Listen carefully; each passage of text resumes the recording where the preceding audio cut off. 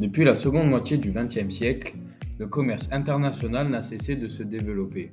En effet, entre 1980 et 2015, le commerce mondial a été multiplié par 7,8. On peut alors se demander quel est le rôle des avantages comparatifs dans le développement des échanges. L'économiste David Ricardo va développer à la fin du XVIIIe siècle la théorie selon laquelle la spécialisation internationale de chaque pays s'établit sur ses avantages comparatifs. Mais qu'est-ce que les avantages comparatifs? Lorsqu'on parle de la spécialisation des pays en fonction de leurs avantages comparatifs, on parle de la différence des coûts d'opportunité entre les pays, c'est-à-dire le véritable coût de quelque chose, ce à quoi on renonce pour l'obtenir. Prenons l'exemple de deux pays, le Portugal et l'Angleterre. Prenons ensuite deux différents types de production de biens, la production de draps et celle de vin. On considère ici que le Portugal est meilleur dans les deux types de production, celle des draps et celle du vin. Il possède alors un avantage absolu dans les deux productions de biens, tandis que l'Angleterre n'en possède aucun. Or, c'est à ce moment précis que rentre en jeu la théorie de Ricardo.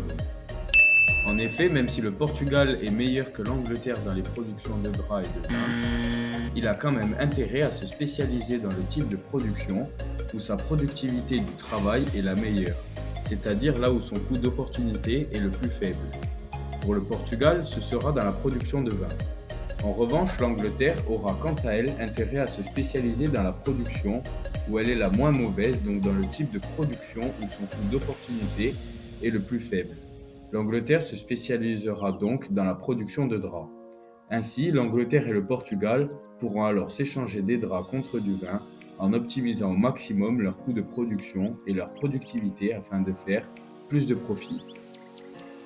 La spécialisation de chaque pays en fonction de leurs avantages comparatifs permet donc des gains mutuels à l'échange, car la production totale sera plus élevée que si chaque pays ne s'était pas spécialisé. Récap!